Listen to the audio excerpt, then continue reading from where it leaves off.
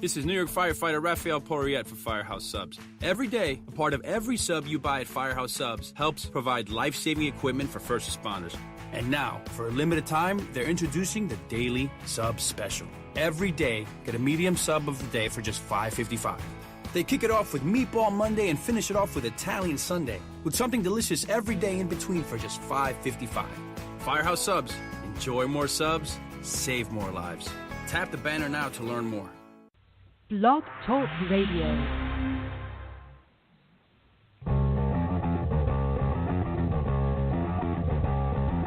TV party tonight!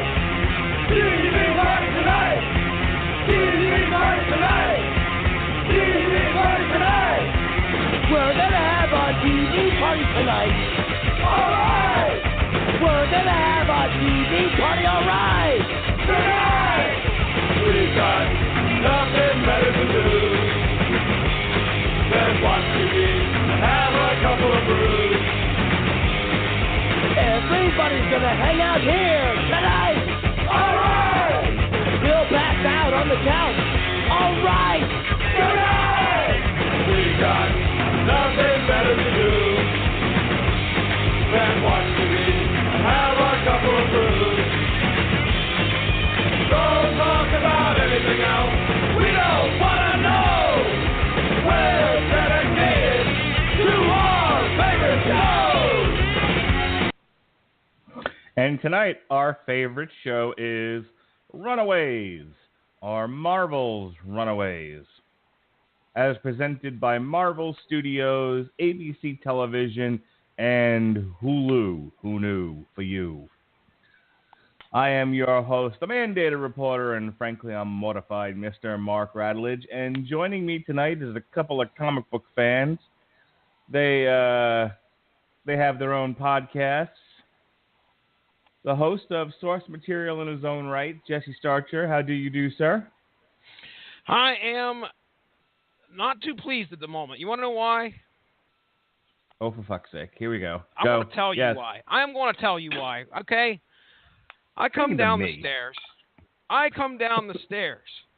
All right? And I'm like, yes.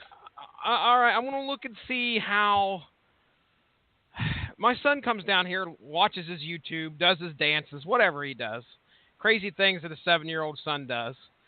But one thing I don't appreciate is coming downstairs and finding at least 30 comics laying on the floor, spread open. One of them, mind you, the cover completely ripped off.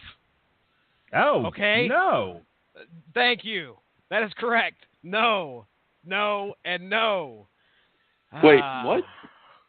Yeah, dude. It was an old Captain Marvel issue that I just got at an auction, laying here on the floor. Questions.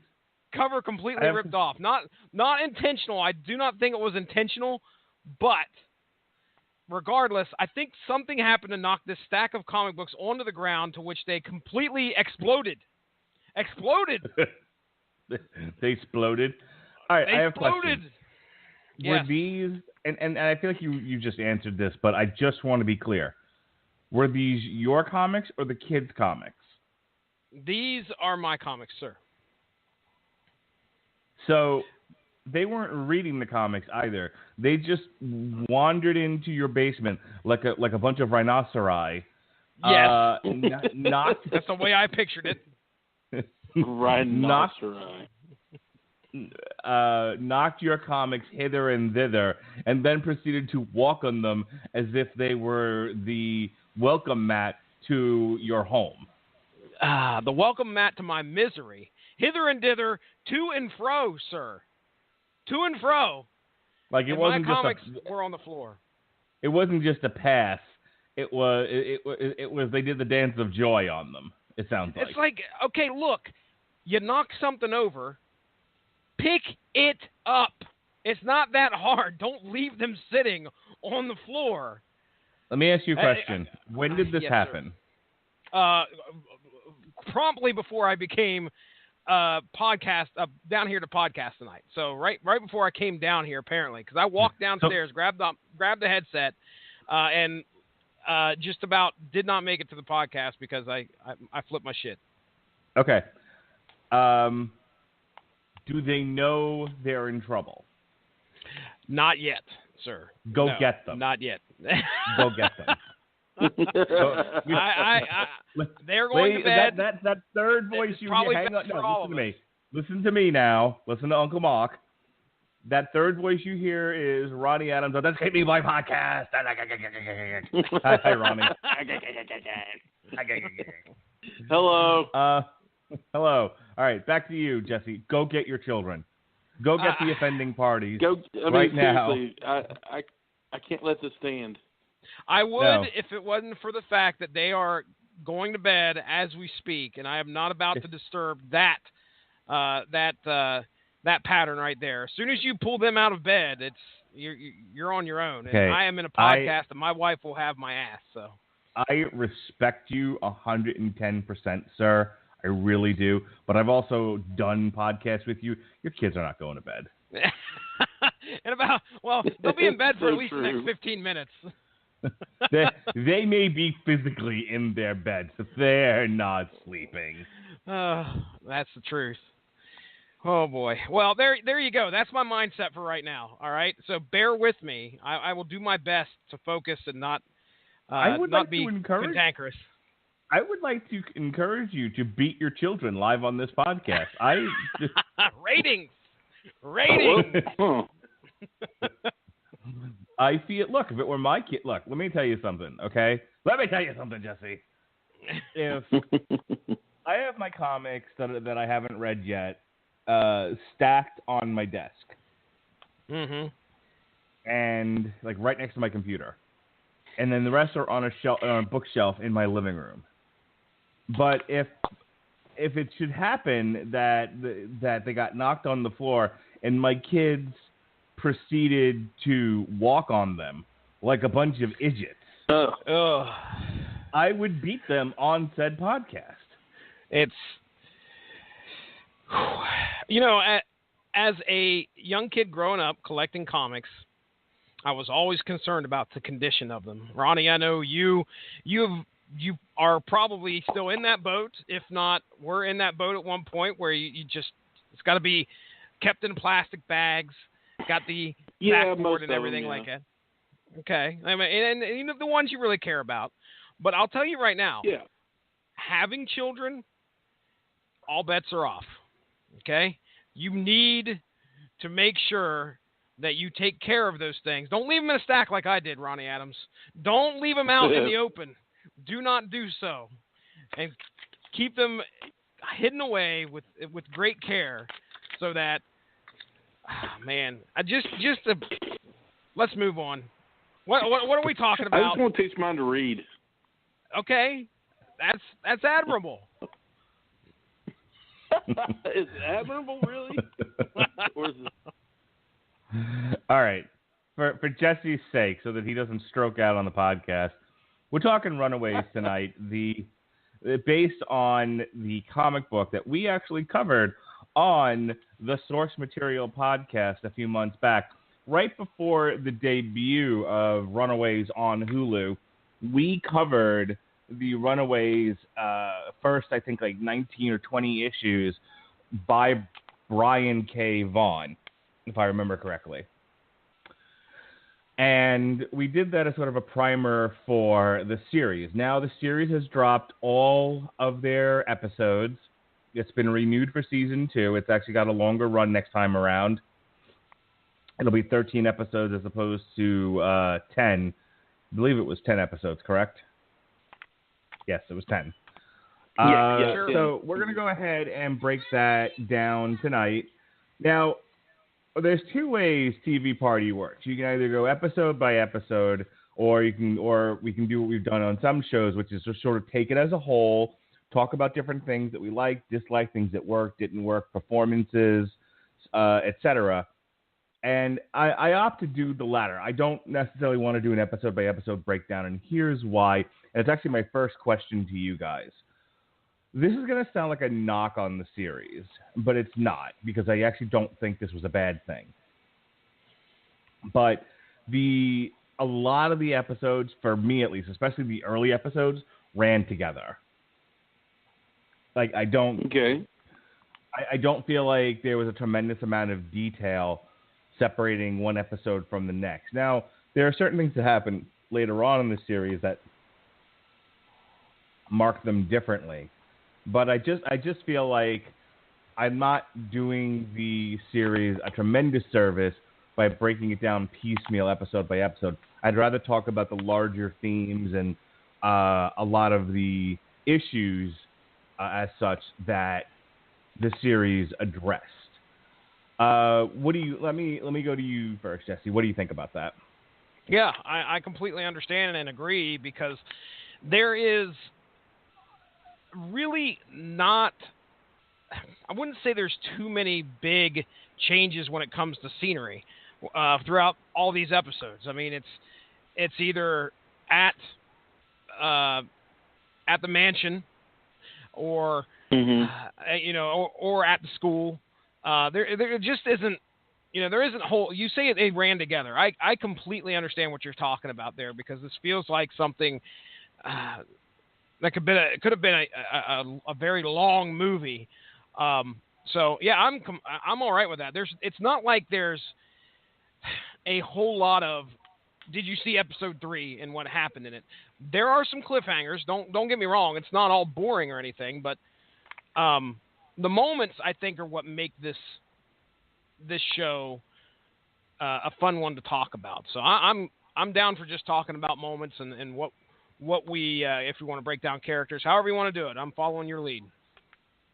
All right. Any thoughts or issues with that, Ronnie? No, I agree. Okay.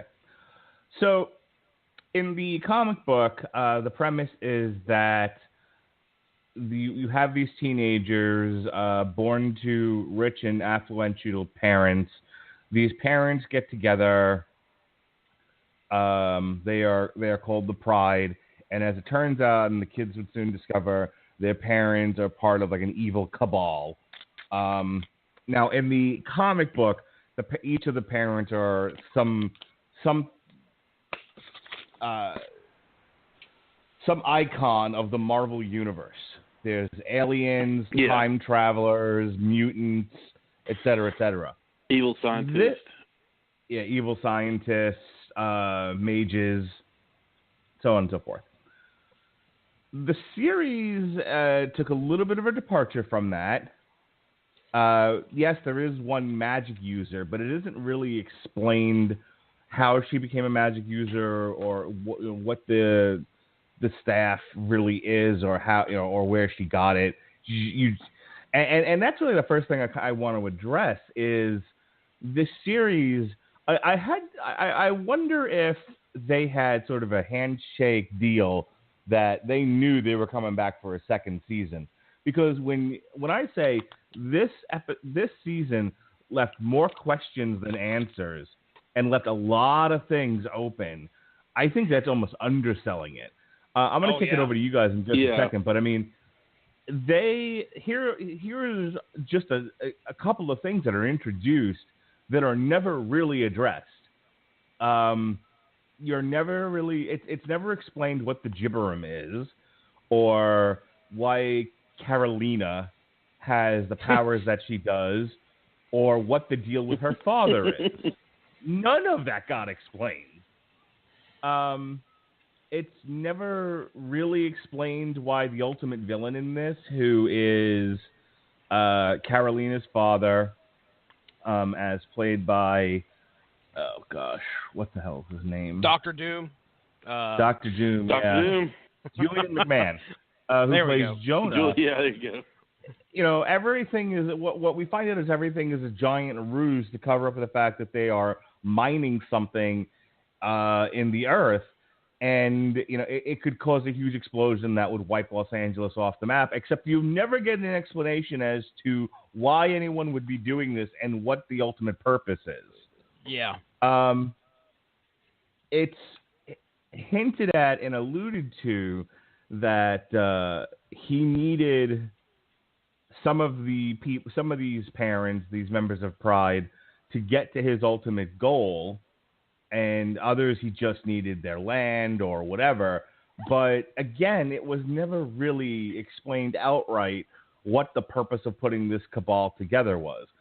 He basically just needed a handful of scientists, but he got a lot more than that in the bargain. In the comic book,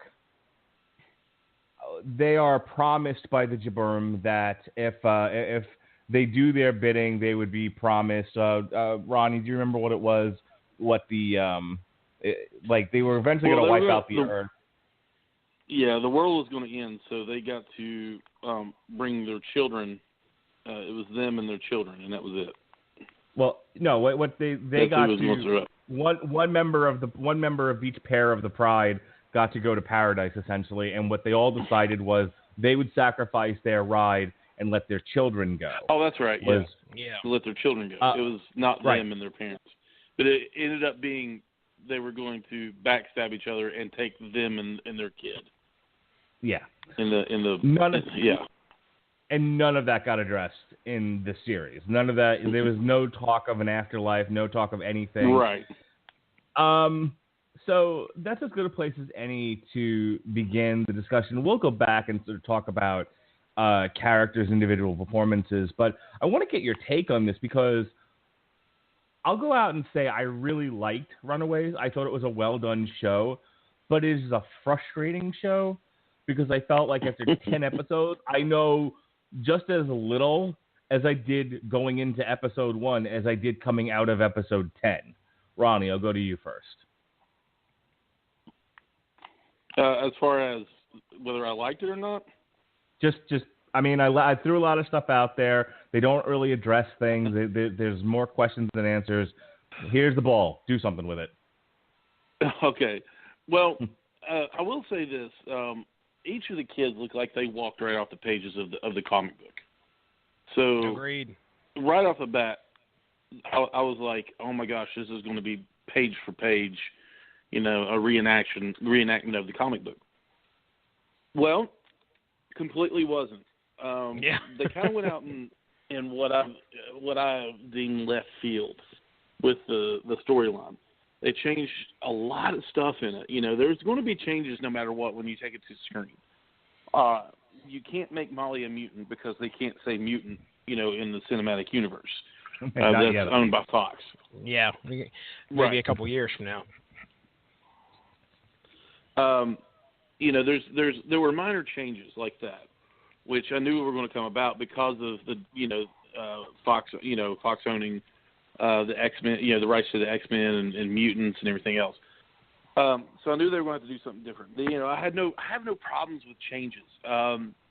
The other thing was that in the comic book, the parents are not the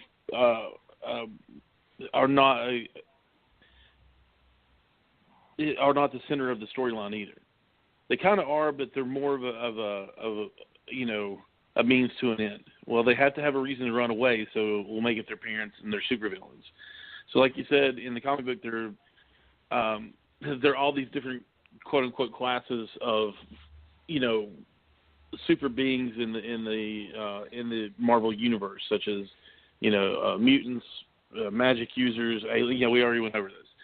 And they changed all that up in this. So that was kind of like, okay, I get it. I understand. They're more going with, science instead of magic. And they're not using, they're not using the mutants, of course. We don't know if Jonah's an alien or not. And he's actually, Caroline, they completely took the storyline and made it their own. I don't have a problem with that. It made it interesting to watch because I think I would have gotten bored with it if it were just page for page, shot for shot, the comic book. I'm like, well, I know what's going to happen. So with this, I didn't know what was going to happen, but it kind of left me like wanting a little bit in the middle of the season, going, okay, something needs to happen. It was a long game. It was a very long burn for. Mm-hmm. For the first season of something. It was a slow burn. Yeah, there you go. Let me interject with just one question. At what episode were you screaming at the television? At what point are you fucking people going to run away? About 5 or 6. I was like, are they going to gear up to run away? are they just going to stand around and talk to each other and talk about their feelings the whole time? Which is kind of what they were doing.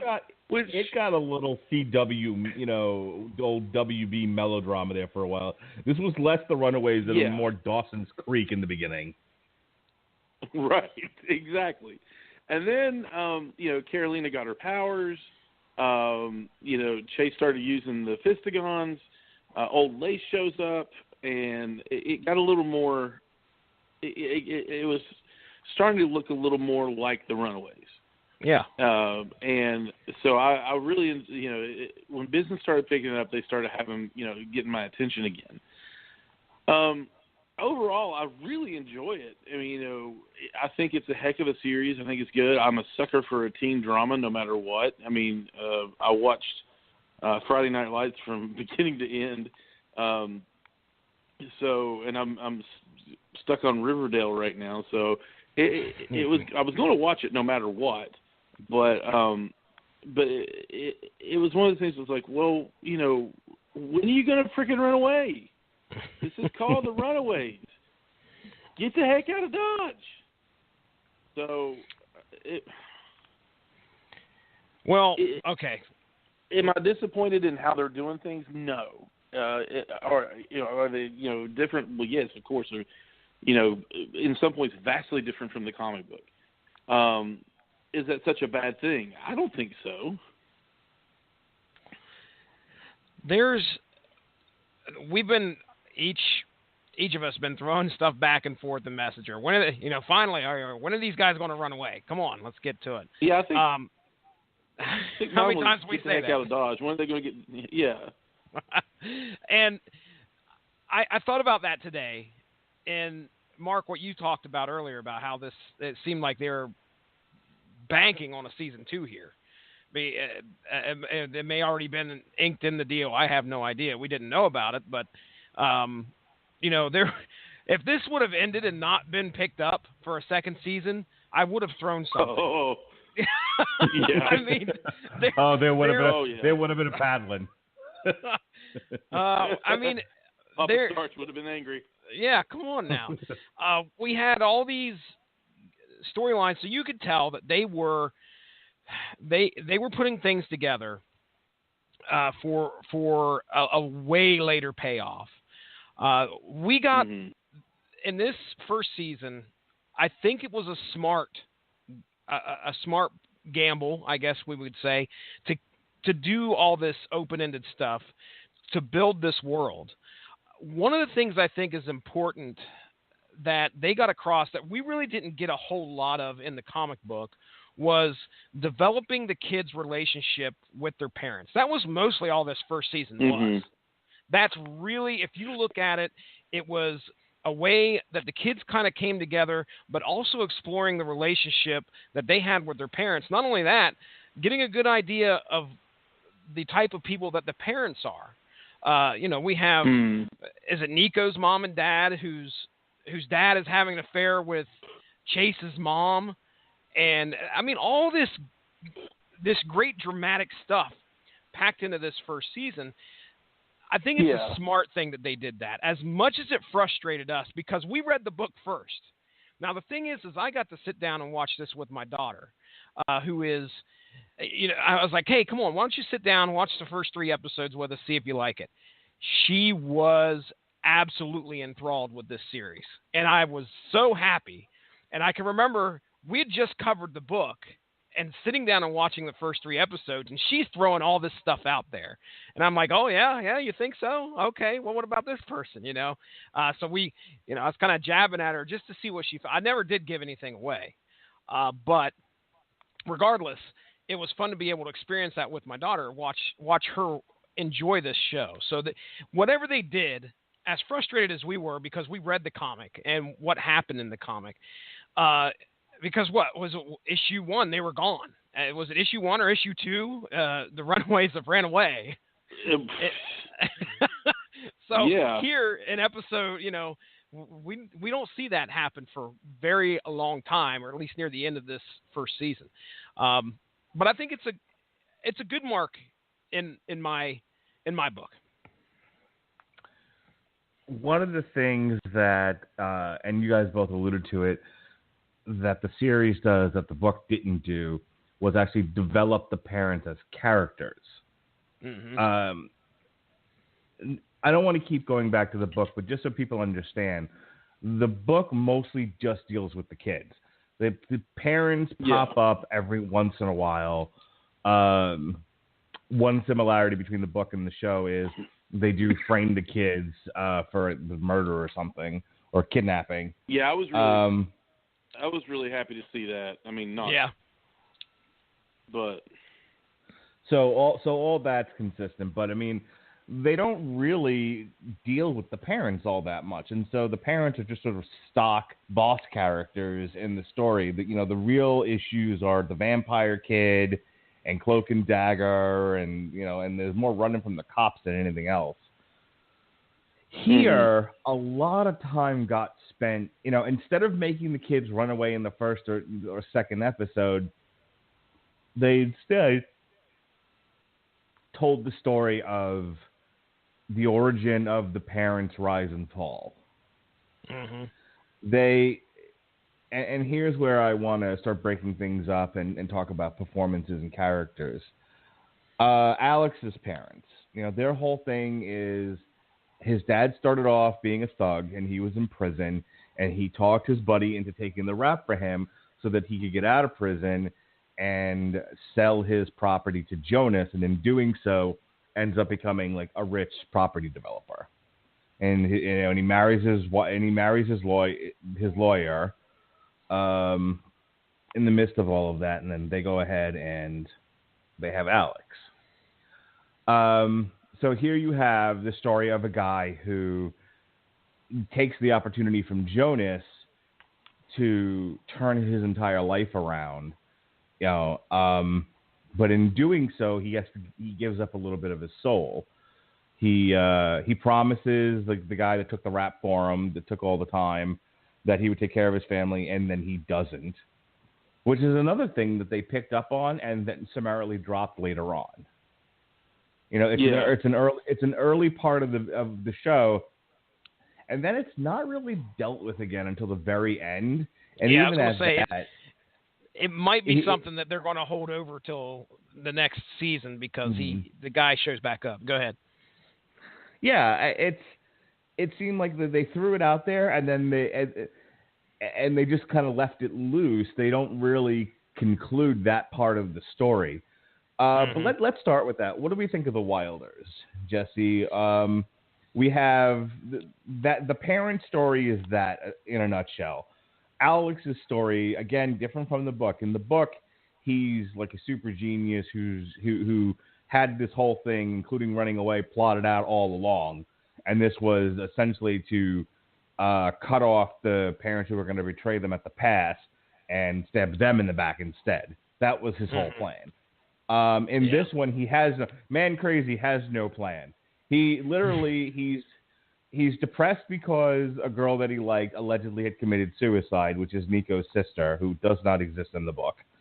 And so he's just kind of a mopey teenager, and he's sort of a dork. And his whole thing is like, hey, maybe we should get the band back together when the parents get together, because we've all gone our separate ways in the wake of the one sister passing away. So I thought the character was written stronger in the book than in the show. And I actually thought the parents were a little bit more interesting than the kid. What did you think of the Wilders? I just want to bring up one thing here that the Wilders are a good example of for kind of like the template for the rest of the families in this book. And maybe you guys noticed this, I don't know, but I saw somebody comment about how strong the women characters are, almost like the leads and wear the pants in the family for each one of these people. They're very strong female-led moms, and they play the characters well. It always seems like, there doesn't seem to be an overbearing father figure in any of these families, except Other than for Chase's dad. Sorry. What's that? That's probably where you were going, and I completely Victor? cut you off. With Victor? Are you talking about Victor? Yeah. I mean, but still, his wife took charge throughout here. But yeah, as for the Wilders themselves, the most interesting part of that family is the mom and dad right now, and how how they kind of deal with the stuff that's going on around them. As far as most of the families in here, I probably gravitate toward them more. They seem more, grounded. Yeah, Alex street is level. Alex is kind of a milksop, and for being the son of a, I would hesitate to call him a gangster, but I mean he's made his money in nefarious ways. Let's call him what he is. Let's call him what he is from the Source Material podcast. Oh no, Black Kingpin. Black Kingpin. I mean, you take the character, and he's being written in the same light almost, because I don't know what's going to happen with him in the series, and I like that.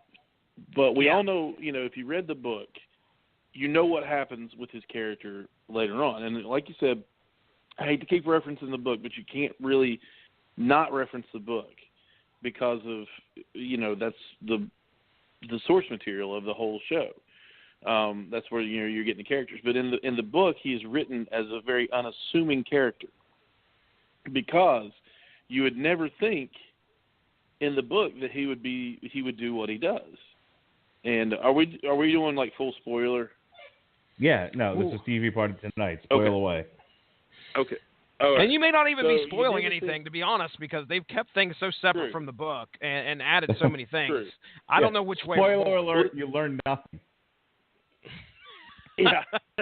Well, in the book, I mean, he betrays the Runaways. He betrays his friends, and he's the one that turns them in. And he tells his parents, tells all the pride where the kids are and what they're doing, and every step of the way. He's the one that he wants to help his parents, fulfill whatever they were going to do in the beginning, because he loves his parents and he wants to make sure that they survive. So it comes down to it, he wants Nico and himself and their parents to be the one, to go on, because there's only supposed to be 6 people that are supposed to survive this, all these ancient Gibborim, whatever they are, that are going to destroy the world. So it was going to be their those 2 families, their kids, and then he and Nico could be together forever or whatever. So it was very unassuming, because I didn't dream the leader of the group, the one that who needed to felt like he needed all these people around to make him stand out, would be the one that would turn his back on him. So I feel like he's being written in the same vein in this. He's just your unassuming leader character. He's kind of like a powerless Cyclops, back in the day. He's kind of milksoppy, but he's still really smart. So you don't know what he's going to do later on. You don't know what he's going to come up with. You don't know if he's going to be good, bad, whatever. So while he's kind of bland as a character, I think he's purposely written bland, because something's going to happen. Would you say? I could be completely wrong. Would you say he feels a lot more? Would you say he feels more weak compared to the one that we saw in the book itself? I would definitely say that. No. You don't? Okay. Go ahead, Mark. No, go ahead, Ronnie. I was going to say no, because he's a lot more mouthier in the show. Oh, true. And we do see the guy. We do see him pick up a pistol and shoot a guy. Yeah, he shot a kid, man. Yeah, I'll give you that. Shot another guy. He doesn't seem. He doesn't seem weak per se, but he just seems like he's got more of a character, development in this. But he,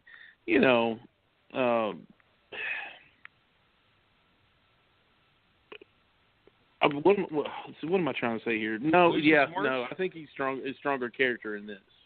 Okay. All right. I don't. I completely disagree. Go fig. I don't. I'm used to it.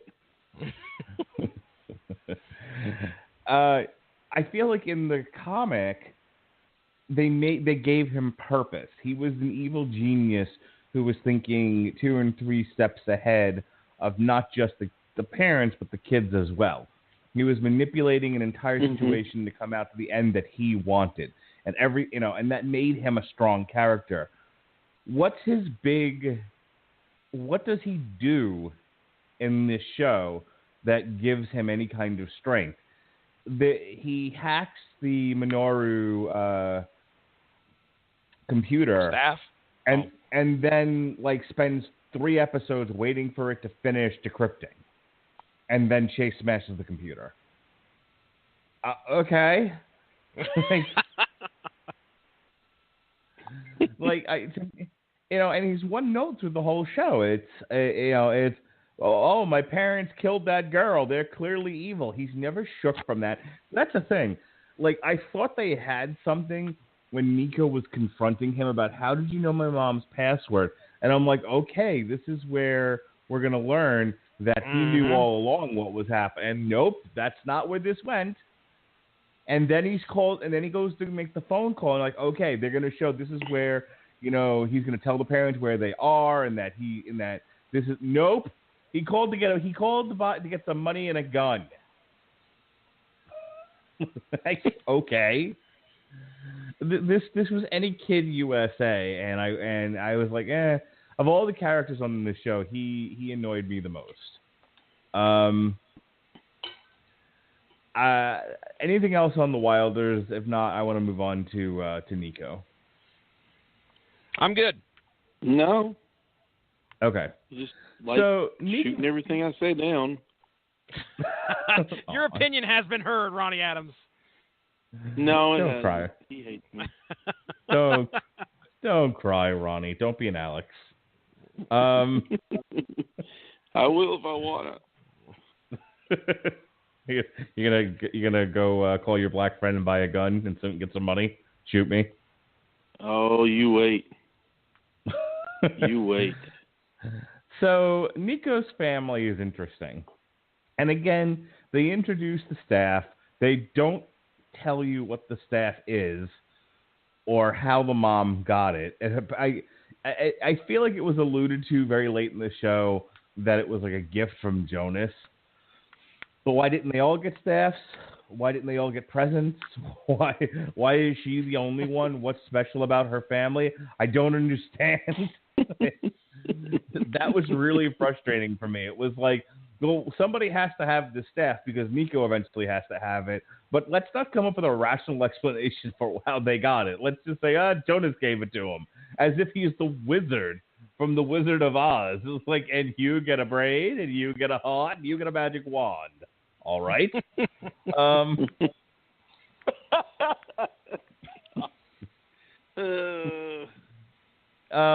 But the actual performances I thought were really good.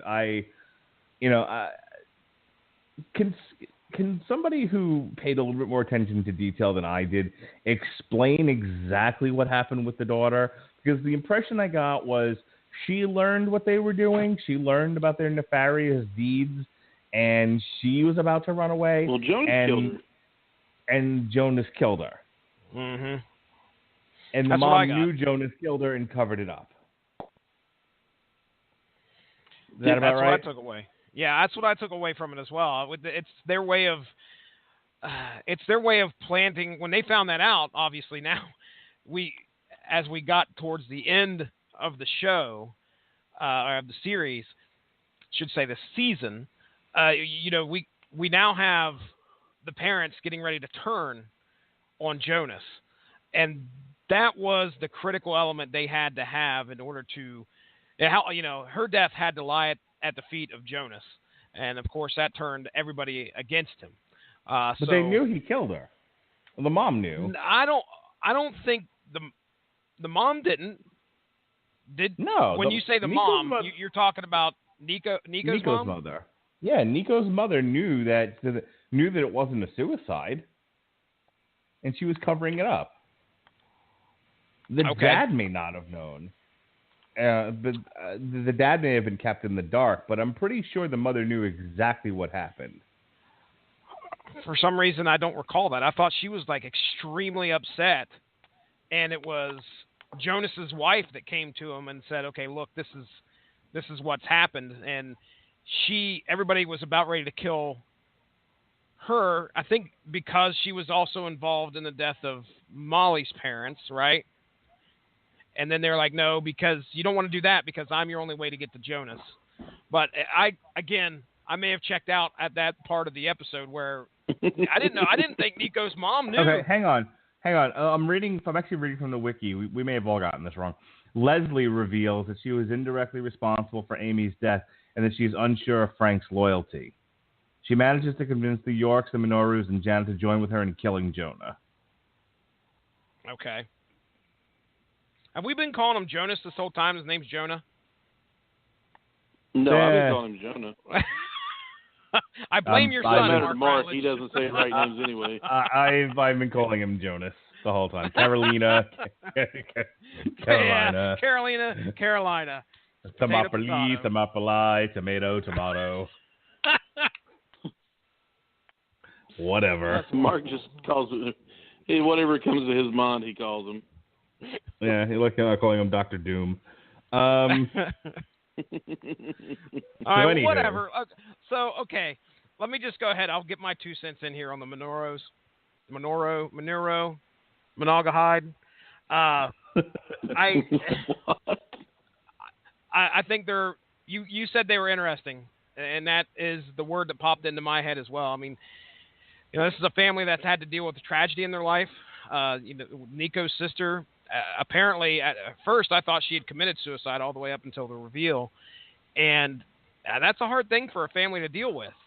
And it shows, too. It's not like they just let her go and that was the end of it. That had ramifications upon, the husband who was having an affair and who we're about to talk about here at some point with Janet Stein.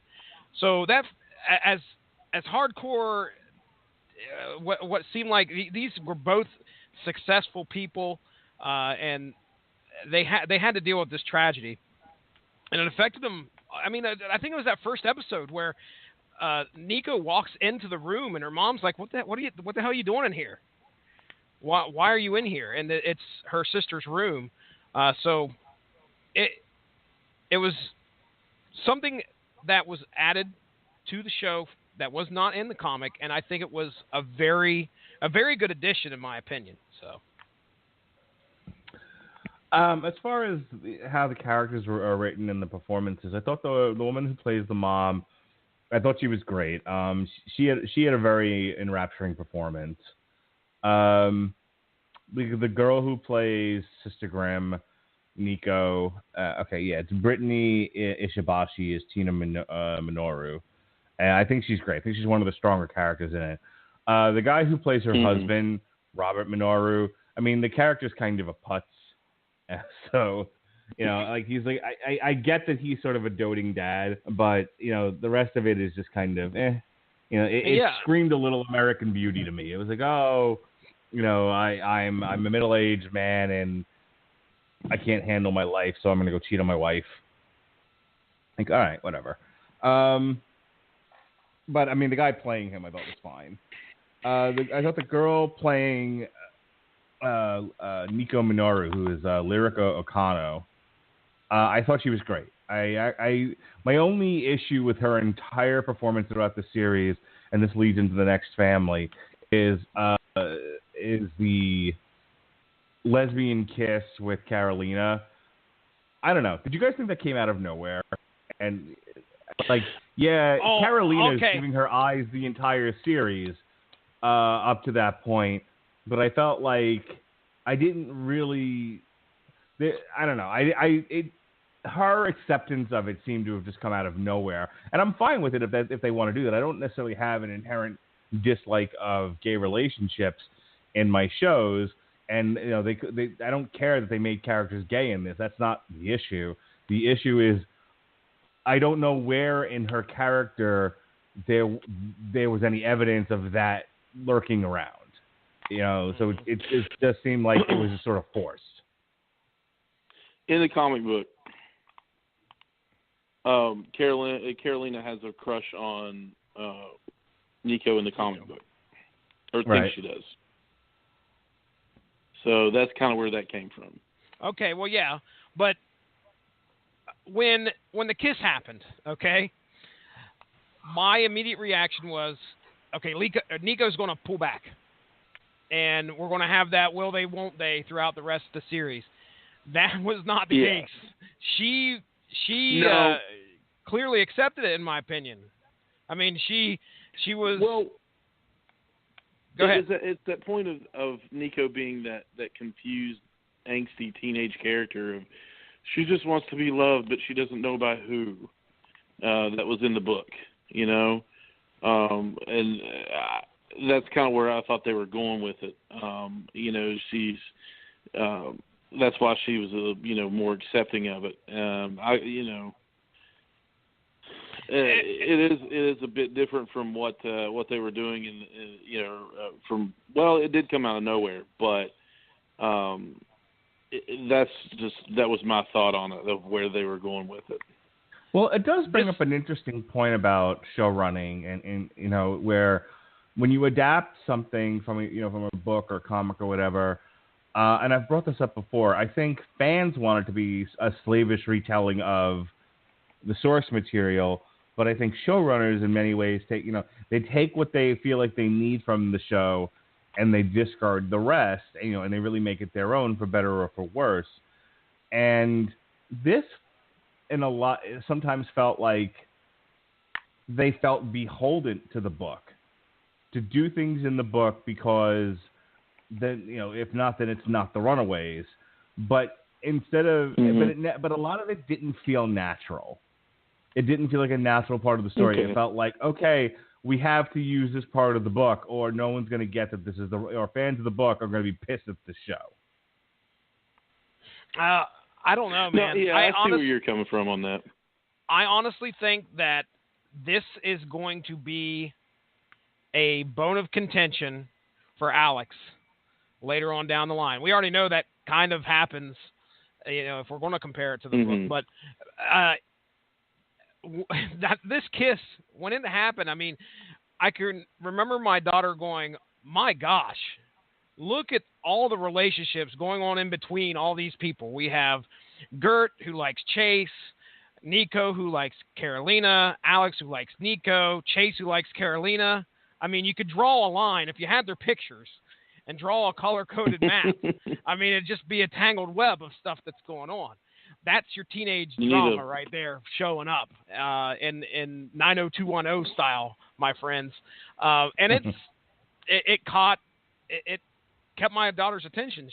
I assume she enjoys that type of storytelling. But yeah, this kiss, and as fast as it was accepted, I think what it is it's their way of establishing that relationship. So maybe, just maybe, we might have a reason to distrust Alex later on down the line for a specific reason. So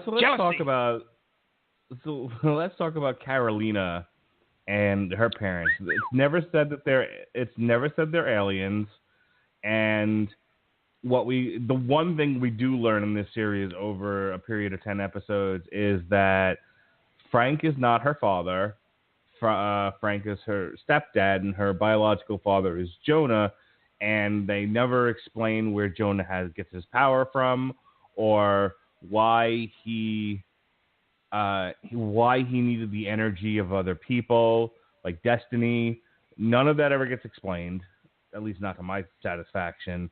And subsequently they don't explain why Carolina can glow either. Just that she glows because she's Jonah's daughter. Period. I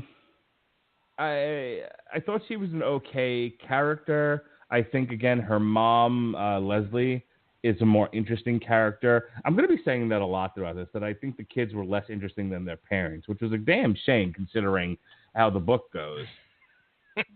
Yeah. I thought she was okay. I thought the best parts of her were watching her be a superhero. So when she gets to glow and use her powers, she's fun to watch. Outside of that, she's a little on the bland side. I actually enjoyed her more at the beginning of the series than I did at the end, because when she was the preacher's daughter and she was being made fun of before that, I thought there was some grist for the mill there.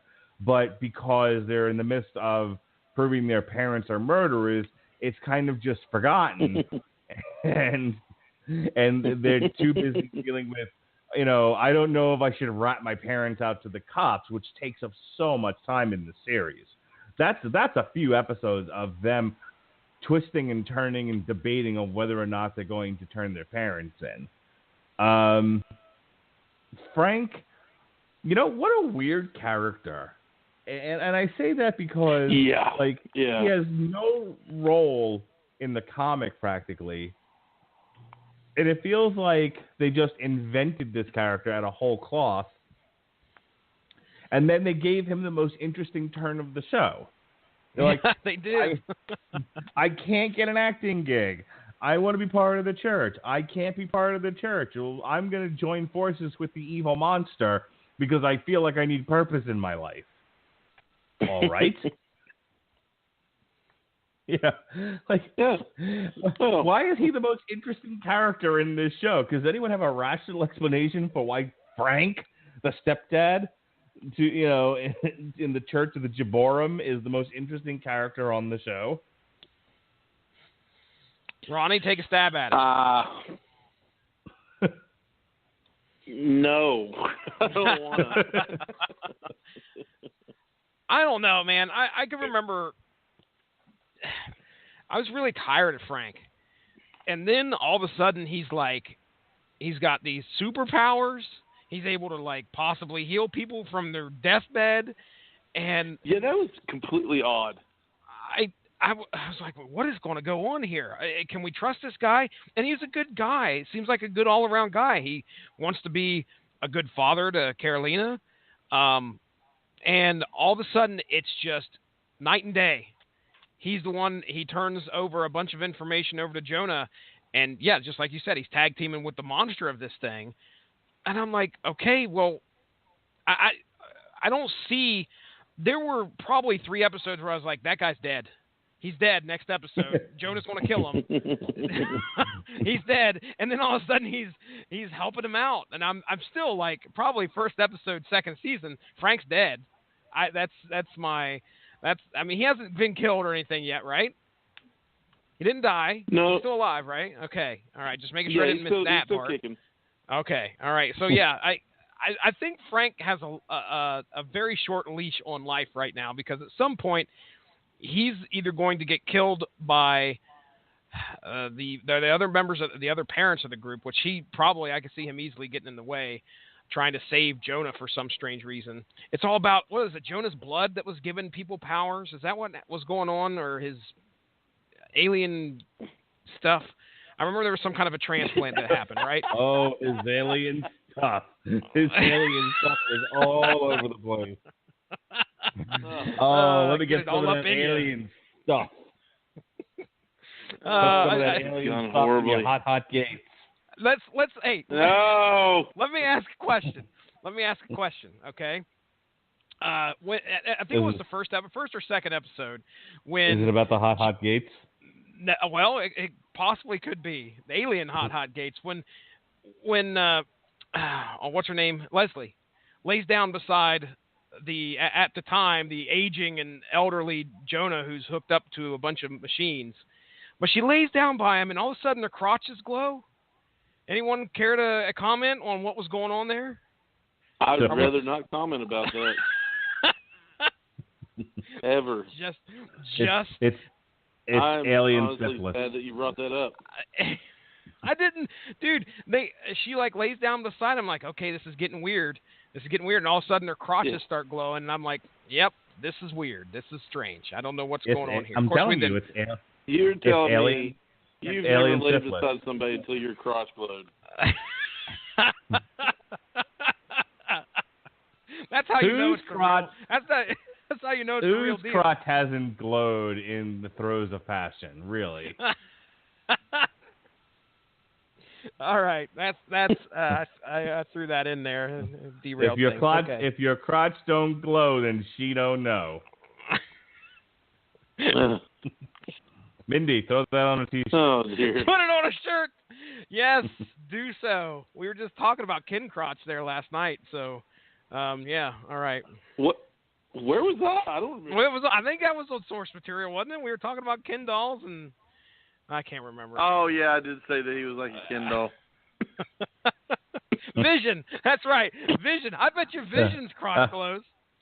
Oh, absolutely. I bet it glowed when Tony was like, Vision, show me that dick. Show me that dick, Vision. We need to go. We're live. I forget that, the gag reel doesn't happen on live episodes. Just during them. No, the live episode is the gag reel. And speaking of glowing crotches and gag reels, let's move on. Do we have anything else about the glowing Jonah family? I'm good. She, by the way, Virginia Gardner is a beautiful woman. She's 22 years old, so I can say that. Oh, she's the one who plays Carolina? Yes. Hey, yeah, look, chick who plays her mom's not bad either. Freckly woman that she is. She was on. You ever watch 24? That's where No. she's from. Annie Wersching. Nope. She was in the show 24. Okay. I don't watch it. I don't care. Jack all Bauer right, should so kick your ass. Let's move on to. I'm un-American, I know. Let's move on to probably the most interesting family, like overall in the show. I think the family that had like the most to do. Probably the more interesting characters of the entire show, and that's the Steins. So, Agreed. Jonah makes the point of saying really the only one that he needs in this whole operation is Victor, and that's because Victor made the machine that changes the bodies into pure energy for him, and that's what keeps him alive.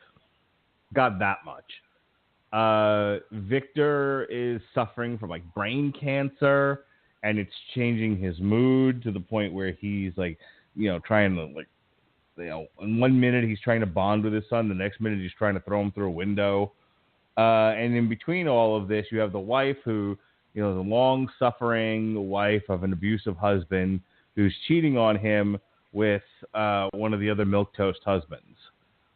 So, and then you have Chase, who longs to have a relationship with his father and believes that he can, and then his father flips out again, and he realizes that he can't, and he's another one struggling with, should I turn my parents in for murder, or shouldn't I? I don't know. Life is hard. I'll play lacrosse. He's You jack. he's an interesting character because he's written as sort of like the brain dead jock, but he's also he's kind of like Black Lightning. He's not just an Olympic athlete, but he's also a this and he's a that and he's everything and he's good to his mother. Chase is kind of fun that way. He's not just an athletic jock, but he's also a robotist and a physicist and all these other things. It's like, all right, sure. And as far as interpersonal relationships, you would have thought that like he would immediately have no interest in Gert, but he kind of does. But he also likes Carolina because why not? She's a hot blonde. And it's like they didn't see. What makes him interesting to me is they couldn't seem to settle on what the hell he was. He was just like, he's whatever the scene needs him to be. Moving on. Hey, did you guys get that sense too, or did you get it that there was a stronger centrality to his character, a stronger anchor, Ronnie? I mean, because again, I just felt like he was whatever the situation needed him to be at that time. Ronnie Adams. Earth to Ronnie. Ronnie Adams is he dropped? No, he's still in the queue. Fuck it. Jesse, go. I will go. All right. So Chase Stein. I don't know. I mean, he didn't really feel like plug and play Chase. You back, Ronnie? sort of. Here's the thing. Again, we read the book, and we know who this character is supposed to be. It's hard for me to divorce. He was the least interesting character of the book. That's the funny thing. He doesn't even I don't think he even makes it to the final battle, but because he gets near drowned or whatever happens. But yeah, my honest opinion though is that he's portrayed as I would think that he should be. I don't think there's. It's not that he is the jack of all trades. Okay, we need you here for this, we need you here for that. My interest, I wrapped up in the whole father-son dynamic between him and his dad. That was kind of where I was. Now, outside of that, sing it. Tell me, where have you been? Sorry. Outside of that, though, his introduction, I think he saves Carolina from getting raped. He's the hero there.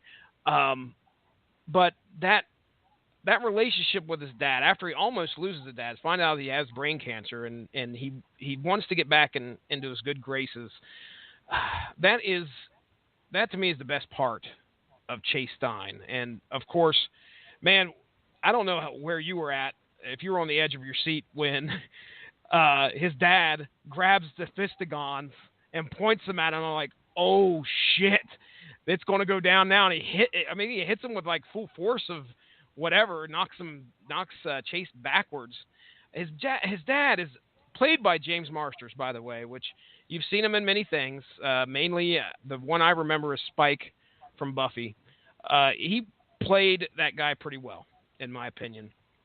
And being an abusive piece of shit dad, who at first I was like, oh, there's hope here. And then he just turns around one bad day. Next thing you know, he's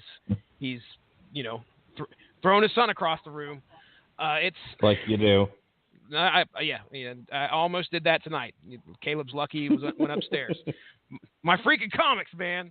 But yeah, I don't know. I respected the character of let's just put it this way. Of the rest of the Runaways, I could see where you would lean toward least interesting character of the rest of the Runaways compared to all of them, because it seems like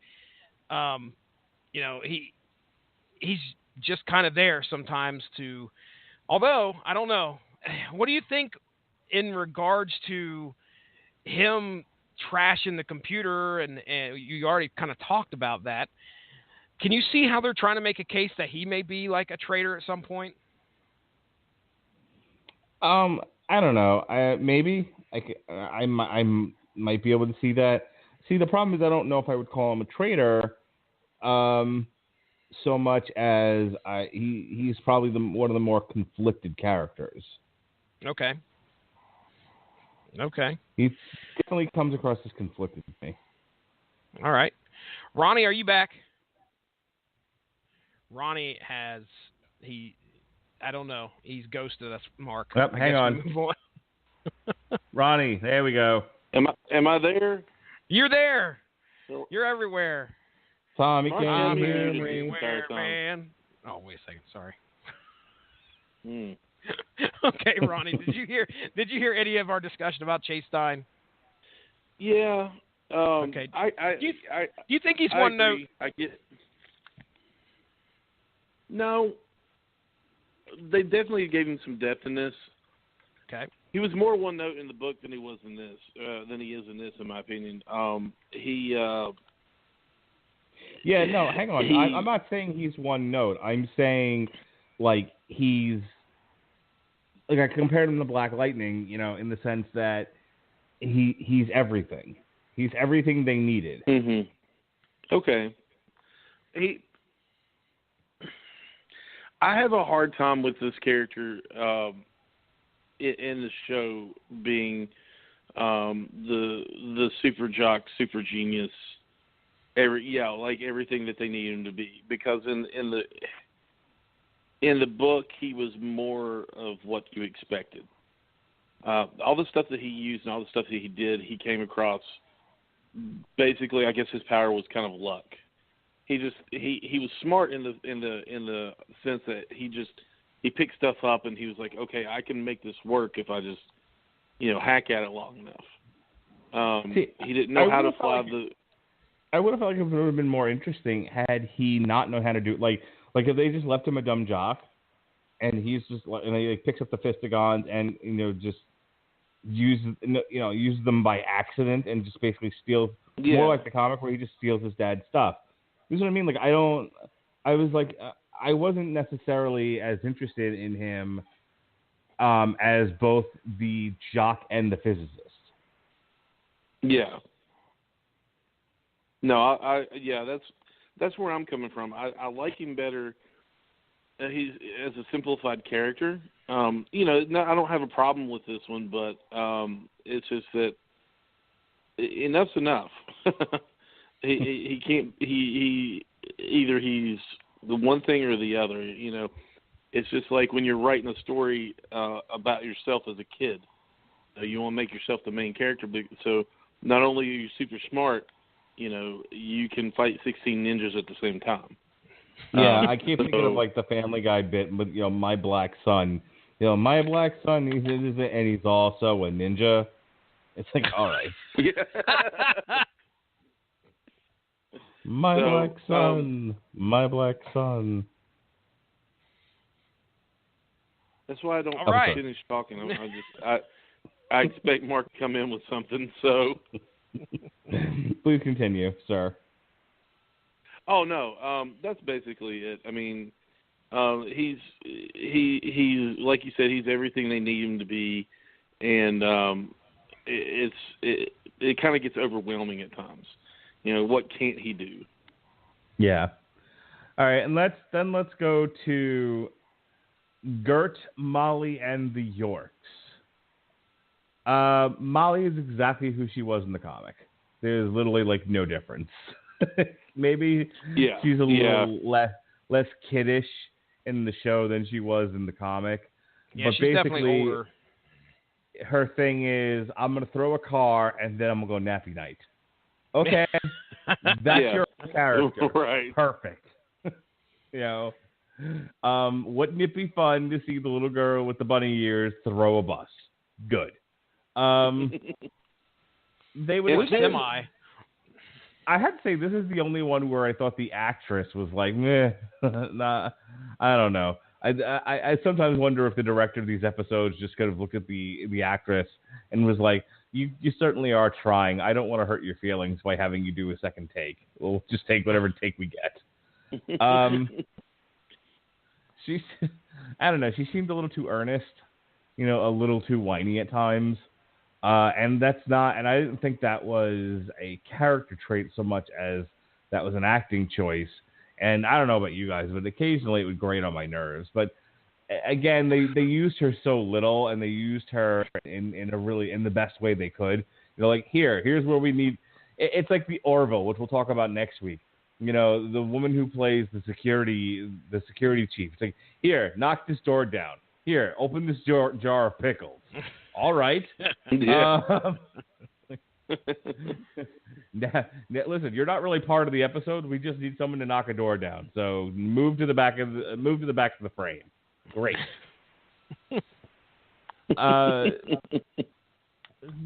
Gert, I thought was fun. I liked the fact that she was like super uber, trust fund liberal, and yeah. And that's the thing. It's like they gave everybody some fun characterizations. Like someone compared this to the Breakfast Club. Like, this is the Breakfast Club with superheroes, and that's a pretty accurate statement. Except that all the Breakfast Club stuff gets kind of thrown out the window as the show progresses, and they have to deal with the more immediate threat of their parents are coming after them. And I don't know. I felt like the show could have used a little bit more balance where you don't lose sight of those things, because they stopped being those people way too soon in the series.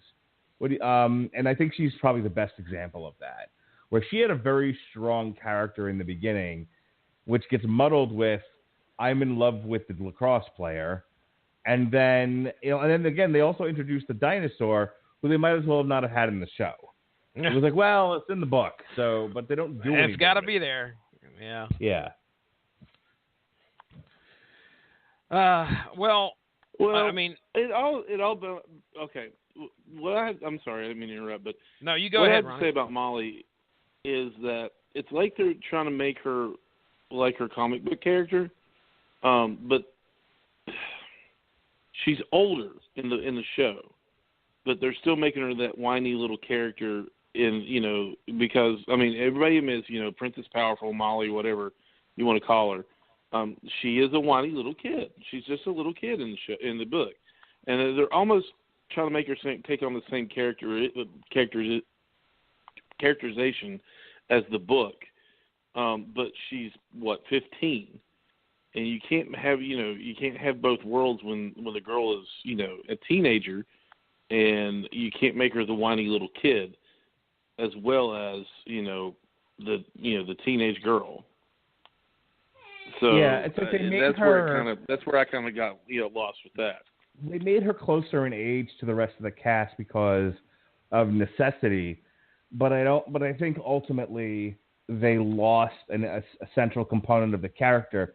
Molly in the comic is super young, and there's a real need to take care of her. And it would also make sense that after she throws a bus, she would be tired. It doesn't make as much sense for this version of Molly to be like that. Right. Unless it's just a condition of her power. Yeah. She's not as tired as in the book because she does use her power and then doesn't have to take a nap immediately after. But she does get tired when she extends herself in the power. So they can play it off as just as part of her powers. That's a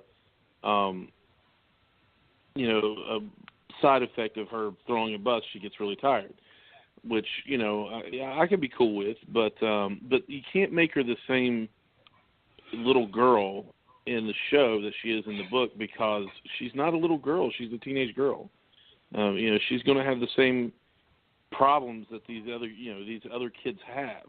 Her parents are were murdered, and the ones the only parents that she knows are a part of this cult that have killed kids. Killed other teenage runaways. I was going to say, are Gertz and Molly's, well, I guess Molly's adoptive parents, not the most likable parents out of all this whole pride deal? No, I swear to God, I thought they were the best. I was like, that was the thing. They are so amazing. Yeah, they are the most sympathetic. They are the least evil. They're just like loving, nerdy parents. They had no idea that Leslie killed Molly's parents, and they took Molly in out of the goodness of their heart with no ulterior motives. They're the ones kind of leading the pack in like, hey, Jonah's going to blow up the world. We should probably stop him. I think they took the gifts and they took the opportunity to better their life in the situation, if nothing else than the name of science, without realizing that like they made a deal with the devil, and I think they realized all too late that they had and what that would cost them. I don't ultimately in the comic everyone's going into the situation with Jaborim with their eyes wide open. And they're all like evil, horrible human beings, or aliens, as the case may be, on the way to doing so. In the case of the Yorks, I think they're just useful idiots. Yeah. I think, I don't think they knew the full scope of what they were doing, and if they had, they would have never have agreed to it.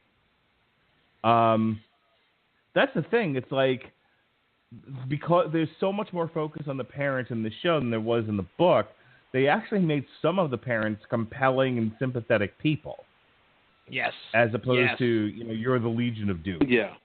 Well, that was one of the important parts that I remember bringing up when we was talking on source material, was the fact that in the Brian K. Vaughan book, it's explored more here in the series, but, you got the sense that these are parents, even though they may be evil geniuses or an evil cabal called the Pride, they care for their children. they want what's best for their children. That's the whole point of what they're doing is for their children, and their children are rebelling. And I think that is the most compelling part about this whole story are their parents.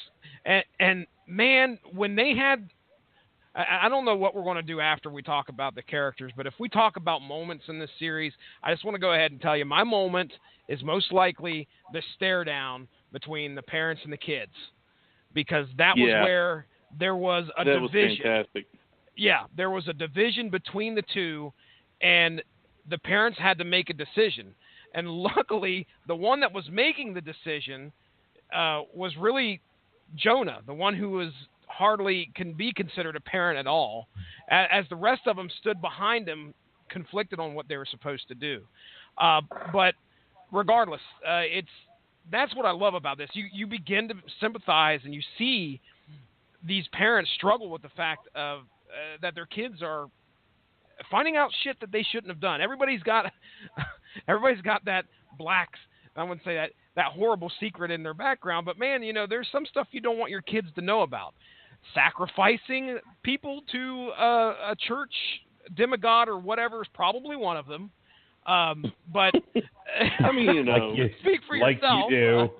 Like you do.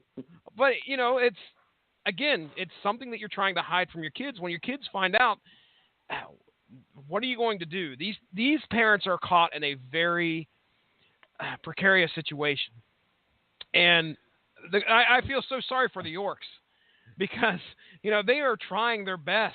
They even try to get they try to get Molly the hell out of there by sending her, and you could tell when they have to do that, they are really torn apart because it has to be done. They're sending her ass down to wherever to live with her aunt or something. And they love this kid, and Molly's not even their child, but she's grown up with them. And it's that struggle that you see that parents have to do these things for their children, even though, guess what, Mark Radulich, it's going to hurt me more than it's going to hurt you. And you see that a lot. So that's it as far as characters, major characters. Let me give my summation of the show, and then you guys, you can use your last thoughts, burning desires to talk about moments. I agree there's probably no greater moment than the face-off, but I digress. The show is called The Runaways because the book is called The Runaways, but nobody runs away until the very end of the book, until the very end of the series, and it's more about the parents than it is about the kids. And I almost feel like a lot of times in the writing, even the writers knew the kids weren't nearly as interesting as the parents. And it was like, I wanted to stay with the parents and see what they were doing and how they felt, and and I wanted to get more of the parents than I ever did the kids. I didn't think the kids were all that interesting. And it's a weird way to tackle a series about kids who run away from their evil parents. So, I give credit to Marvel for not doing the obvious things, and if we hadn't read the books, I still wouldn't have understood why it was called Runaways when no one runs away until the very end, but I digress. Right. I would have enjoyed the show, but I'd be sitting here going, if Ronnie Adams tells me, hey, did you know that it was based on a comic and this and this and this happens? I would have been like, no, you're a liar. Because there's no way I would have believed that this show could have come from that book. There's too many differences, in just the focus and the themes of it. So I would be more apt to call this Runaways in name only, but that comes across as a big knock, and I'm not knocking the show because I actually, like I said, I think it was well acted. I think it was competently made. I think it's an interesting show. I'm just not sure what it has to do with the original book, other than it was inspired by it. I'm going to let you guys have your last words here. Talk about whatever issues or beats in the story that you feel need some discussion, and then I think we're going to get out of here. I want to try not to go over 90 minutes tonight. So I'll go to you first, Ronnie. It definitely surprised me. When I first saw the promotional poster for it, it was right off the pages. It looked like the cover of the graphic novel, I believe. The picture of all the kids, standing there, and so I was pretty pumped about it, and wanting something a little closer to the book. I was definitely surprised when it started going a completely different direction. When they started, having the parents in more forefront than they were in the books, I was kind of like, oh, this is definitely different. This could go wrong at any moment, but it didn't. It's held my attention. They finally ran away, which is good, because if they, Josh Calandros, I was talking to him about it. And I think it was Josh.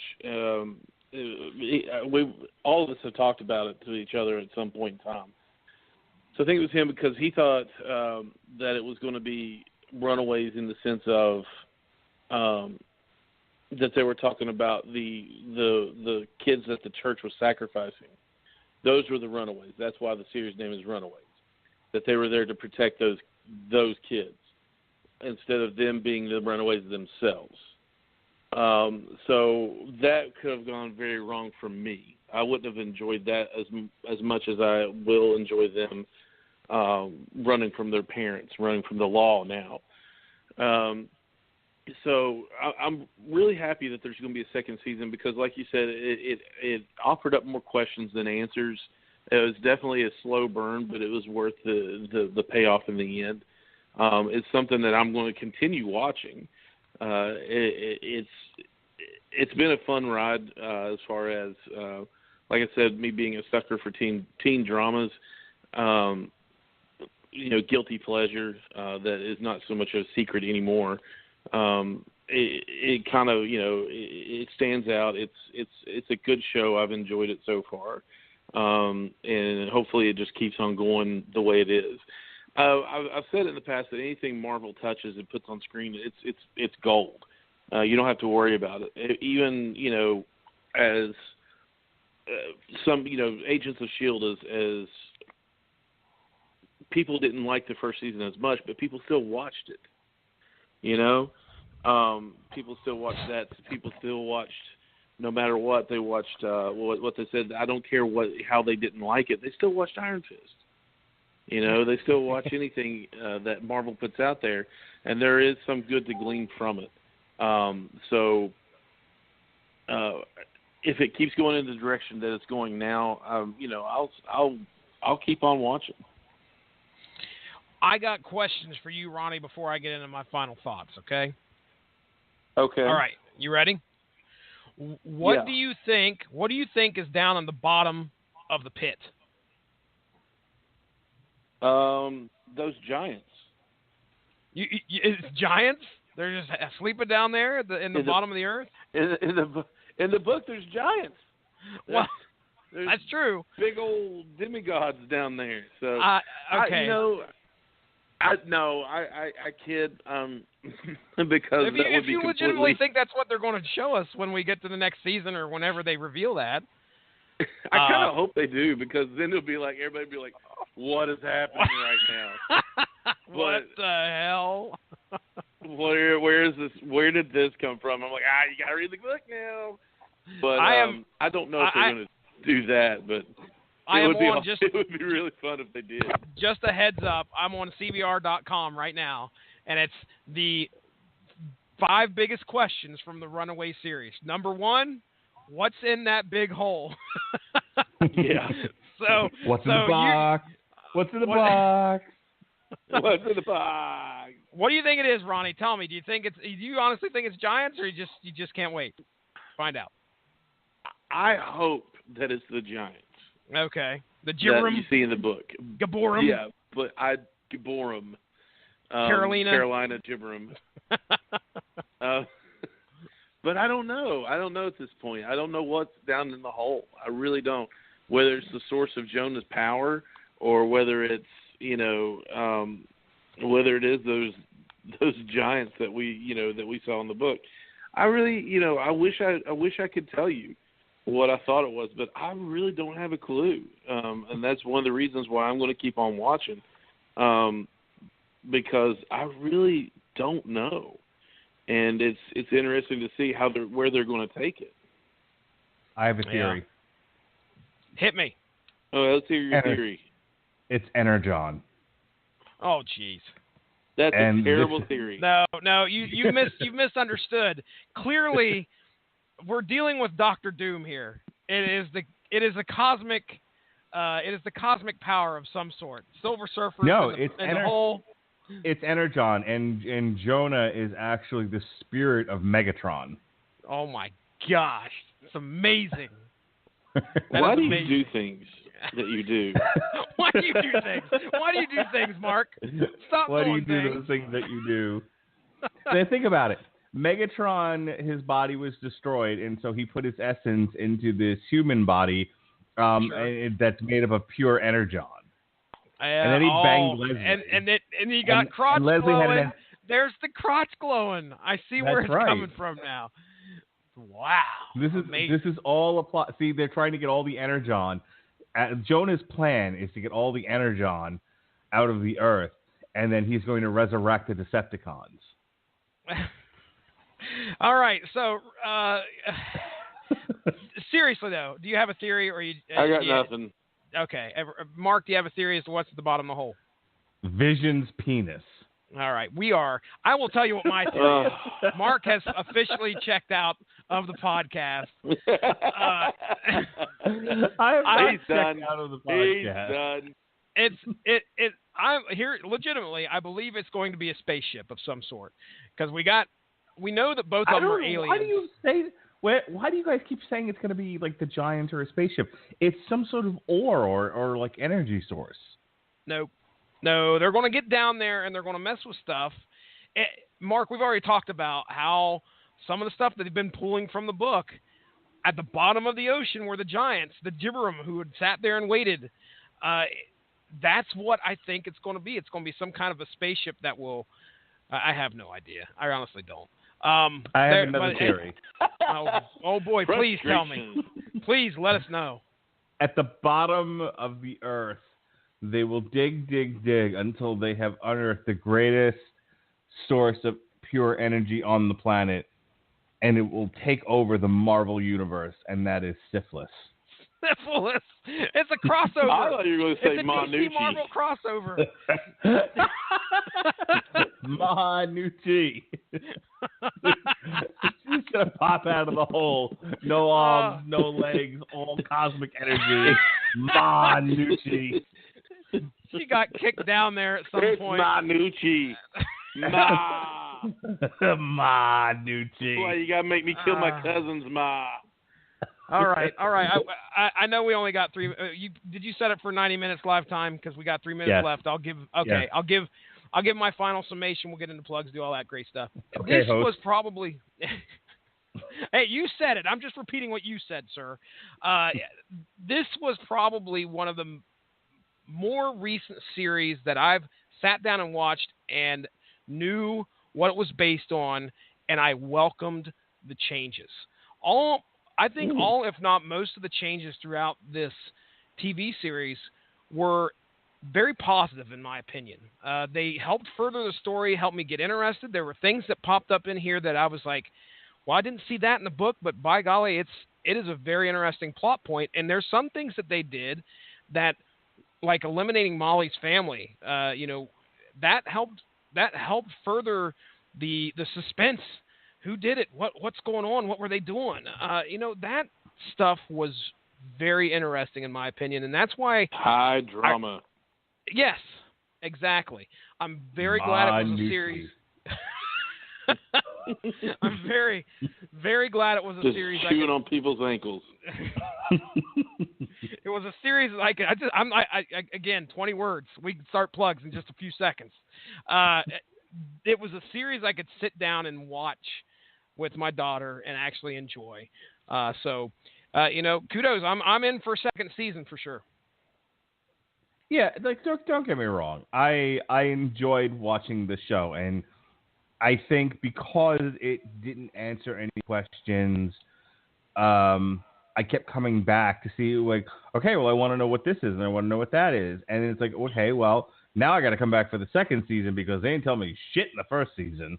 I got nothing here. And they got a whole host of problems now because they finally ran away. So I do want to ask, are you guys okay with the 3-episode and then make you wait weekly, or is that something? We'll start with you, Mark. No, okay. Ronnie obviously says no. Ronnie, you're okay with waiting weekly? No, I want it all now. Oh, okay. All right. Mark, does it matter to you one way or the other? No, I don't give a shit. Okay. I mean, let's talk about harlots. Can we talk about harlots? No, we did that already. Like a few we months back. can't talk about harlots. No. If we can just talk about harlots for a moment. Ronnie Adams' favorite show, while he listens to Goat Penis, his favorite bands. What's wrong with you all? So anyway, I didn't know when I first watched Harlots that it was going to drop weekly like that. But that's the difference between the Hulu specific shows and the Amazon and Netflix shows. Because I think Amazon just drops it all at once, doesn't it? I haven't seen one where they've parted it out at least. Okay. Well, Hulu's a little different. Hulu's a little bit more closer to traditional television, and even their exclusive original content is a weekly thing, just like the new TV shows that you watch on there instead of watching on terrestrial television. And I'm fine with that. I don't necessarily want to spend 8 hours watching an entire series all the time. I'm okay with, like my CW shows that I watch one episode at a time instead of trying to, I remember, just to give you an example, like trying to watch 23 episodes of Arrow, there were definitely episodes where I either passed out or I was on my phone and I was listening to it, but I wasn't necessarily paying that close attention. Even the shorter ones that are on Netflix, like Daredevil or whatever, there were some episodes I absolutely just tuned out, where it was just on because I needed to get through it. Whereas I always pretty much paid rapt attention to what was going on because there was that week in between where I got a break from it, and now I'm missing it again, and I want to see what happens. So I don't know if I have a preference, but I definitely don't mind waiting a week in between episodes. I like being able to talk to you guys about it. I do really like that. Like when the episode drops, I'm like, hey, oh man, just watched Runaways. Boy, it's a good one. And then we have our little spiel about it, and then we have to wait. And that's the only positive thing that I can really think of because, man, I'm right there with you, Ronnie. I'm a binge racer. Yeah, Here comes binge racer. He's a TV watching. Sorry, go ahead. Well, the thing is that... Go ahead, Ronnie. Start talking again so I can interrupt you. It's that fast food. I don't want to break them. Don't break them. I'm broken. I've been broken for 3 years now. No, it's definitely that fast food. I want it now. Give it to me. Hurry up. Put it in my hot cake. That we all lead. So we don't want to wait for anything. We don't want, you almost forget what it was like to wait for a TV show to come out weekly. What's before Netflix and that everybody started, making binge-worthy. Binge wasn't even a word that we used for TV. So it's definitely taken on a different connotation, as far as the word goes. But I guess I'm going to have to get over that and start learning to enjoy it and talk about it. I guess the last show that I watched like that was going to be that I talked to people about on a weekly basis was Lost. I enjoyed watching Lost and talking to people about it. It was definitely a water cooler show where you talked about it the entire week, and in hopes of, or not in hopes, but in preparation for watching it, when it came about the next week. So you definitely have something to look forward to. Way less of a chance of being spoiled as well. Because you have that week buffer in between, which is kind of nice. How many times have we said ourselves, or posted on Facebook, if anybody spoils this for me, I'm going to kill him. Or they completely stop looking at Facebook or anything. Yeah, I mean, one episode, we get rationed one episode. Imagine somebody who is able to binge Runaways all the way through, within 2 days, and then ends up spoiling it for you on Facebook. You're gonna be a little upset. So I kind of dig that. That's another positive aspect of it. Yeah. But, I take that back. The last show I got to do that with was going to be was The Walking Dead. Okay. So I got to do that with The Walking Dead as well. I got you. So, I was trying to think of something I did that with, and other than Lost, but it was definitely Walking Dead. And even now, people that don't binge it, that don't record it or whatever you do, I still see the posts of, if you ruin Walking Dead for me, I'm going to kill you. And, there was one big cliffhanger this season that I don't even have to watch the last episode. I didn't watch the last episode because I already knew what was going to happen, because people, I don't want to say ruined it for me. I could have not read it, but whatever. But I enjoy talking to people about it. I enjoy talking to you guys about this. So, like I said, it's just going to be something I have to get over. Yep. All right, I think that's as good a place as any to call it a night. Obviously we all enjoyed it. There were some issues. It's not a perfect series, but I thought Marvel did a pretty good job of adapting the book into not just adapting it into a TV show, but adapting it into the Marvel Cinematic Universe. I will say this: the one thing I would have liked a little bit more connection. A little bit more connective tissue. I think it would have been fun instead of seeing Alex moping in his room like fucking Morrissey. I would have liked to have seen him like playing an MMO and it being like Iron Man or something. I would have, just something that shows that you're in that world. Because if you didn't know that this was a Marvel Cinematic Universe TV show, you would have a hard time convincing me it's in that universe.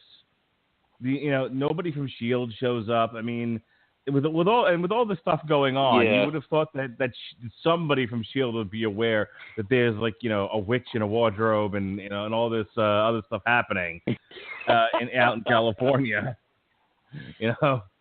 Lonnie is happening and nobody knows. It's Los Angeles, a million miles away. Fucking Nick Fury knew everything going on in every other part of the world, knew where the gods were, knew everything else, but has no idea this guy Jonah is running around Los Angeles ready to blow the shit out of it. Well, they even address that in the book. They're like, they're too busy with New York to worry about this side of the country, which I think is hysterical. Again, at no point in this show did it was and reference the book to understand why this is happening. Nope. You gotta reference it or there's a problem. But I want to thank Jesse and Ronnie for coming on and talking about this. I hope you guys had fun. I hope you got out all there was to say about the show. I mean, it's not this is no Game of Thrones. It's not an exactly extraordinarily complex show. But we're gonna do it again. Next you mean there's week. no Red Wedding in this? No Red Wedding. What are these references? What is a Game of Thrones? Yeah, exactly. We're going to do this again next week. We'll all come back again to discuss the Orville Season 1, which had an amazing season finale. I know guys like Robert Winfrey and many others are not fans of the Bird is the Word, Seth MacFarlane, but the I show, feel like he gets written off just because of his name, and I mean that's the impression I get. I really hate that. He's silly Seth MacFarlane who does "Bird is the word" jokes, on Family Guy, and so nothing else that he does is worth the shit. But I was like, but there was some amazing episodes of the Orville. They really did capture the essence of Star Trek without taking itself too seriously, which is what I liked about it. But we'll talk about that next week. Okay, never mind. Save it, Ronnie. No, go ahead. Say what you got to say, and then let's get out of here. I expected Family Guy in space. Did not get that. Got something I actually enjoy. I'm not a big fan of Star Trek, but I like this. But you look at the man's track record with the movies he's done, Ted 2, the Western that he did. I can't remember the name of it right offhand. It had Liam Neeson in it. He doesn't have exactly the best track record with something, serious. But I will say the man is – I don't agree with him like politically or different things like that, but the man is super talented. His Christmas record was on my playlist this past Christmas because the man has a voice like you wouldn't believe. He's quite talented. It's good to see him it's good to see him being taken somewhat seriously with this show. People going, holy crap, really? Yeah, really, because he's talented. He's very intelligent, and you should pay attention to him a little bit because he can do other things other than make fart jokes on Family Guy. He makes them pretty well, though. He does. Oh, he does really well on that. All right. So, like I said, next week is the Orville. We're going to talk about Vision's penis on the 22nd on source material. For like 2 seconds, I swear. 2 hours of Vision's penis in the hot gates. Boy, if you don't look at the source material and you only tune into TV Party, are you missing out on a lot of references? True. So many inside jokes. All right, so tomorrow night on the Metal Hammer of Doom, we got the new Corrosion of Conformity. No cross, no crown, no shirts, no shoes, no service. The following week, the same week that we talk about Vision's penis, we'll also be talking about Avatar Country. It's and Penis then, Week on the Radulich Broadcasting Network. It's Long Duck Dong Week on the Radulich Broadcasting Network. Oh, my God. And speaking of long dongs, Jesse Starcher is going to join me on the 29th to talk about Black Mirror on season 4. I don't know where to go with that. Into the hot gates. Apparently. No! On the 30th, we got the last on trial for the month of January. We're going to look at The Godfather Part 3. And our final podcast on the Radulich Broadcasting Network of the month of January, a month where I did not have to go to urgent care or the hospital. I'm very happy about this. No urgent care this month. I can breathe, knock on wood. The 31st of January, we'll close it out with Machine Head Catharsis on the Metal Hammer of Vision's penis. So, those are all officially rechristened. Wait a second. He's never really experienced this before, but considering I won't let this go, hang on. Oh, Mark not letting something go? The horsey is dead. The horsey is dead. The horsey is dead. Hey.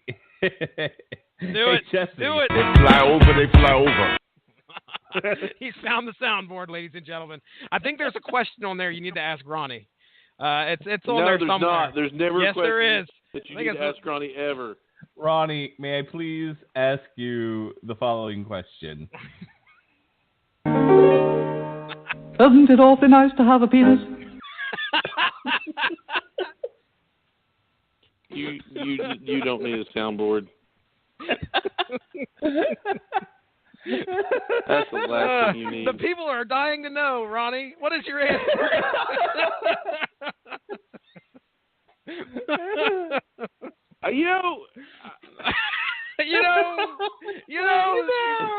He's turned into Mark Radulich. You think learn. Oh, goodness. I just come on here to talk about comic books and TV shows. And then, the hard questions are asked. So when we say hard, we mean hard questions. No. Wouldn't you like to do your plugs now, Ronnie Adams? Oh, please. I don't think I want people to know what I do. This is the thing. Change your name. Say something. No. I have a show, and it is called the Screaming Boy Podcast, and we have fun. We do a lot of things on there. We're going to be dropping some shows soon. We're going to have a frequent collaborator and co-host Josh Calanders on, and we are actually going to be looking at the last part of the season of Runaways, because he did bring it to us last time. We talked about our favorite TV shows that time. Josh got Runaways. Adam got Silicon Valley. Jesse, you did Superstore. Superstore, yeah. And yeah, Superstore is such a good show. But we also have, we've talked about, Jesse and I talked about some comic conventions, River City Comic Con, a couple of North Carolina Comic Cons that or a couple of cons I've been to here in North Carolina. Soon we're going to have coverage of the North Carolina Comic Con Oak City, which is held in Raleigh, North Carolina, and in July we'll be having coverage of the Raleigh SuperCon, which is also in Raleigh, North Carolina. So I'm looking forward to going to those. And North Carolina Comic Con actually is the big guest there is going to be Kevin Eastman from Eastman and Laird of Teenage Mutant Ninja Turtles fame. They're the co-creators of the Turtles. And then in Raleigh, it's Dave Bautista, Sean Gunn, Amy Jo Johnson, and William Shatner. Other comic creators such as Richard Case, Starlin. What's his first name? Jim Starlin. What's wrong with me? Jim Starlin is going to be there. A lot of good names. A lot of fun is going to be had.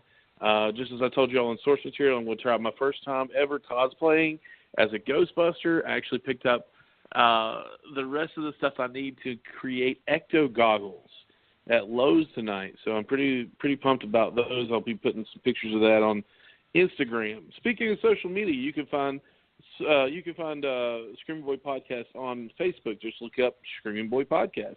You can find us on Twitter at Screaming Boy PR, Instagram Screaming Boy Podcast. Go on Facebook, Instagram, Twitter. Give us a like, give us a follow. Subscribe to us on iTunes, TuneIn, Stitcher, and you can find us right here on the Radulich and Broadcasting Network, which you also need to go on and subscribe to and give a like. All right. I'm done. All right. Thank you. All right, Jesse, wrap us up here.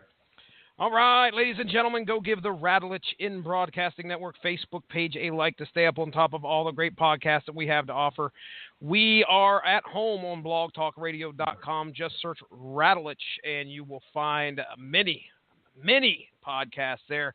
We talk wrestling, we talk comics, we talk MMA, movies, TV shows. Yeah, it's we run the gamut of things, and yours guaranteed to be a podcast, whether that we create or our good buddies from W2Mnet.com create. Check it out. You can follow me at Stiznarkey on Twitter. And, just like we mentioned, we do a comic book podcast usually every Monday called Source Material. We just dropped Black Lightning. If you're ready to check that series out, this is probably a good primer. There may be some spoilers, so just be aware. But it may be a good primer for you to understand some of the characters, at least where the characters are getting their origins from, the source material. That's why we call it source material, ladies and gentlemen, because we talk about the books that generate all these great movies and TV shows that we have right now. So that's it. I'm ready to go to bed. Mark Radulich. All right. For the disapproving dad who should have beaten his children tonight, Jesse Starcher. There's always tomorrow. For Mr. Ronnie Adams, who answers you were the trying to think of question. something you couldn't. Who answers the question. Isn't it awfully nice to have a penis?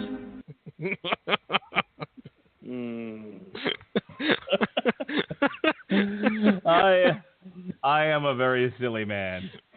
Be well, be safe, and behave.